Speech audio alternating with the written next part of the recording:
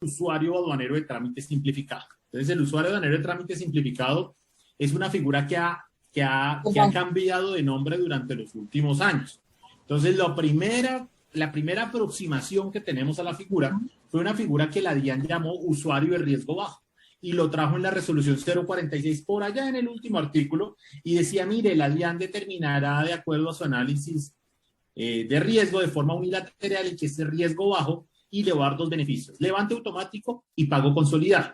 En ese momento todavía no hablaba de garantía, entonces todos decíamos, bueno, pero ¿cómo voy a poder hacer una operación de esos beneficios sin ninguna garantía? En enero del año 2020 salió otra resolución modificando esta y entonces ya no hablaban de usuario de riesgo bajo, sino hablaban de usuario apto. Y entonces ya como estaba a nivel de resolución y no a nivel de decreto, en el año 2020 ya sale el decreto donde vuelve usuarios aptos y donde empieza por fin a funcionar la figura de usuarios aptos. Los usuarios aptos comienzan a empezar el 16 de septiembre, aquellos aptos que no son UAP, que no son OEA y que la DIAN ha catalogado como usuarios aptos. Posteriormente, la DIAN, que es este decreto, sale el decreto 360, donde esa misma figura ya no la llama usuarios aptos, ya no la llama usuario de riesgo bajo, sino lo llama usuario aduanero con trámite simplificado. UTS, no UATS. ¿Y por qué hago la aclaración? Porque la DIAN en uno de los webinars que hizo, nos hizo la aclaración y nos dijo, por favor, no lo llamen UATS, llámenlo UTS. Y ellos decían, no lo llamen UATS para no confundirlo con WAPS. Pero entonces ahí a uno le surge la duda, ¿y por qué es el temor a confundirlos? Cuando uno se pone a analizar las dos figuras, pues resulta que son figuras muy, muy, muy, muy parecidas, como lo vamos a ver ahorita más adelante. Entonces, hoy en día, a partir del 8 de mayo, vamos a tener una figura, los que son usuarios aptos se van a llamar ahora usuario de trámite simplificado. Y esa es la primera característica, digamos, que trae el decreto. Trae algo bueno y es que hay una sustitución expresa. Y lo digo sustitución expresa porque como lo habíamos visto, que había una serie de normas desde el 2019 hasta el 2021, en ninguna de ellas desafortunadamente se había ocupado de decir que una figura pasaba al otro. Entonces, la DIAN se ha dedicado a hacer cada vez que saca un decreto, a hacernos webinar que afortunadamente sale para aclarar el tema, pues en todos los webinars le tocaba salir a la DIAN a aclarar, oye, es que el usuario de riesgo bajo es ahora el usuario apto. Y el usuario apto que salió con el decreto es el mismo usuario apto que teníamos nosotros en la resolución. Entonces, este sí se ocupa y dice, mire, hay sustitución expresa. Entonces, todos los que sean actualmente usuarios aptos de beneficio, la norma establece que va a haber una sustitución expresa a usuario aduanero de trámite simplificado. Establece una obligación para los que son actualmente usuarios aptos, y es que yo tengo un mes para radicar la modificación de la garantía una vez comience a regir el decreto 360. Quiere decir que el decreto 360, como va a entrar a regir el 8 de mayo, hasta el 8 de junio yo voy a tener para constituir mi garantía ante la DIAN como usuario de trámite simplificado. Eso no quiere decir que no siga trabajando. Yo sigo trabajando con mi usuario de trámite simplificado, pero si pasa un mes que yo no haya tenido la garantía aprobada, la DIAN voy a perder la autorización de usuario apto y por consiguiente de usuario de trámite simplificado. ¿Por qué? Porque la autorización quedará sin efecto. Esta figura de UTS trae algo novedoso y es que me dejan amparar en la misma garantía varios registros.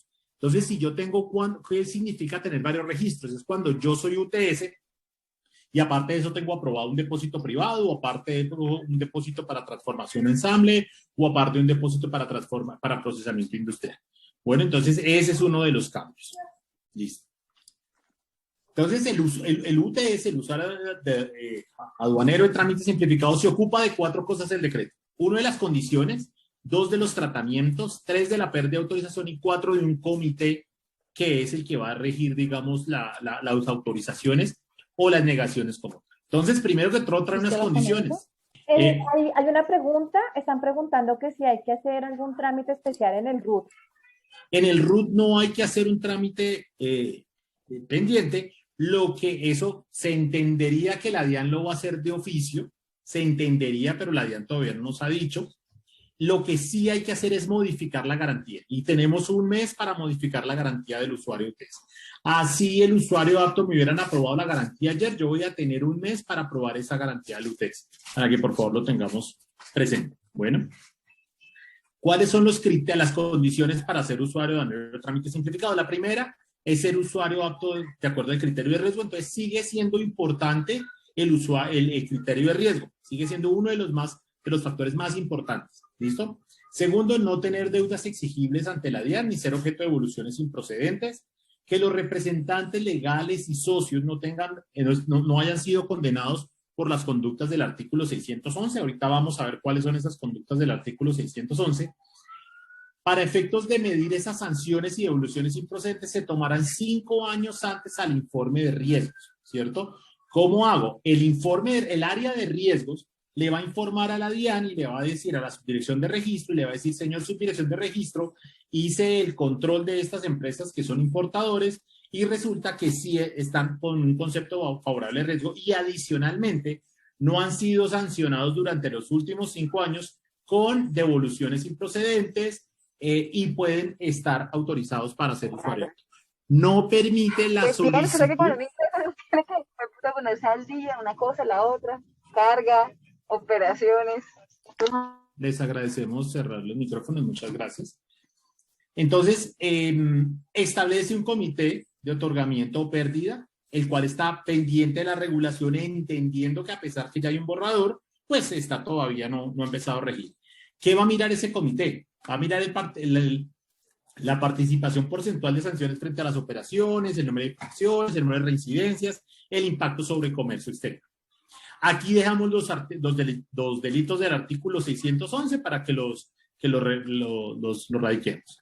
Aquí Luz Darín Méndez tiene una pregunta. ¿Se puede presentar la modificación desde ya o hay que esperar la entrada a vigencia? No, hay que esperar la entrada a vigencia porque cuando yo vaya a solicitar una garantía tengo que hablar del decreto y el decreto al no estar vigente pues no voy a poder constituir una garantía ante la DIAN. De hecho, en teoría la compañía de seguros no me debería expedir una garantía en ese sentido. ¿Listo? ¿Por qué? Porque todavía el decreto no existe. ¿Cuáles son los tratamientos especiales o cuáles son los beneficios como tal que tiene un usuario aduanero de trámite simplificado? Segundo.